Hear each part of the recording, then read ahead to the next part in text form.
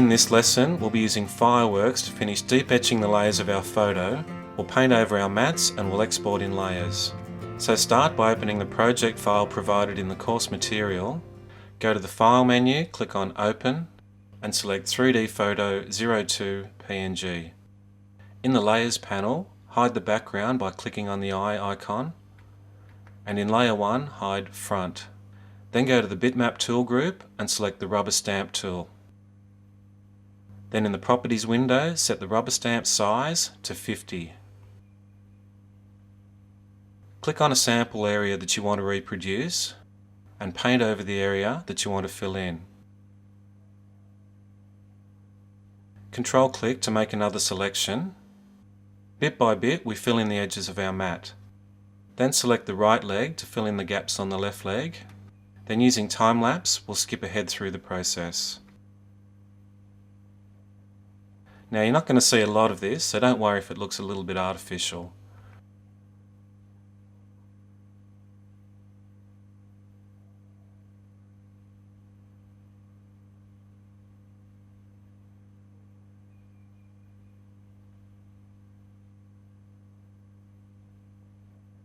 Now we're ready to finish deep etching our back row. In the Bitmap tool group, select the Polygon Lasso tool. Zoom in and start working your way down the left-hand side. Point by point, work your way around the area that you want to remove, staying inside the subject so we don't get any fogged edges. Return back to where you started and a small dot will appear to close the marquee. Feather that area, go to Select, Feather, and enter 1 pixel. Click OK. And press the Delete key. And press Escape to remove the marquee. Select the Polygon Lasso tool. Now bit by bit we remove the unwanted areas from our back row of subjects.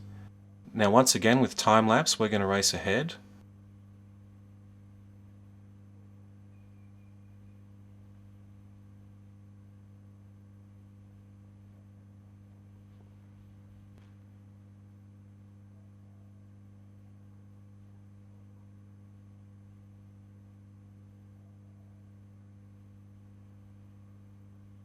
And the reason we feather before we delete is to give the edges a nice soft look. Go to Select, Feather, and enter 1 pixel, click OK, and press the Delete key, and press Escape to remove the marquee. Now with the Eraser tool selected in the Bitmap tool group, go around and tidy up any rough edges that you might have. Then hide Layer 1, unhide the background layer and select Original.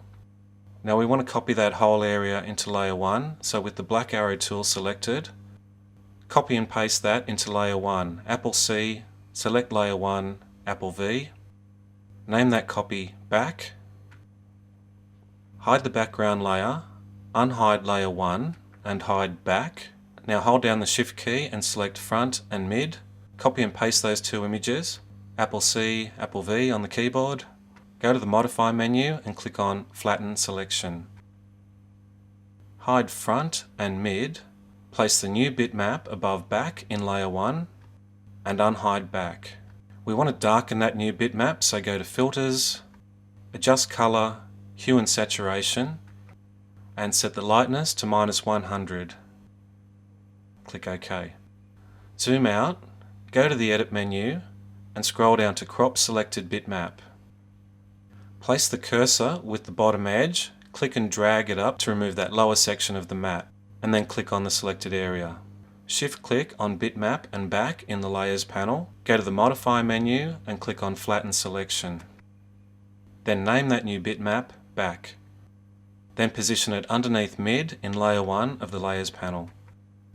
In the Bitmap tool group, select the Rubber Stamp tool, then in the Properties window, set the rubber stamp size to 72. Click on a sample of the background area to reproduce, then paint over the edge of the mat.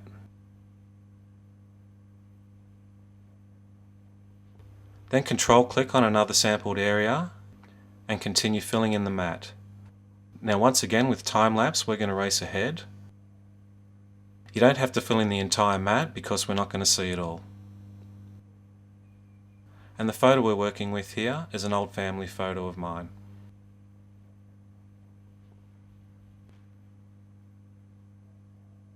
Now we're ready to export in layers. So with the black arrow tool selected, go to the File menu and select Image Preview. With the Options tab highlighted, go to the Format field and select PNG 32-bit. Click on Export and the Export dialog box appears.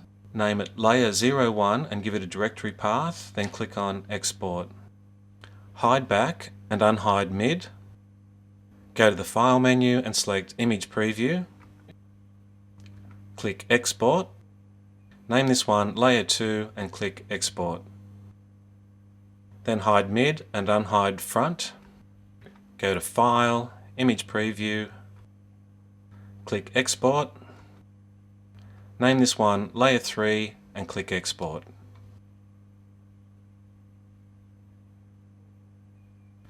Then save your project. Go to File, Save. And in the following lesson we're going to import our layers into Final Cut Pro to create a 3D video that looks something like this.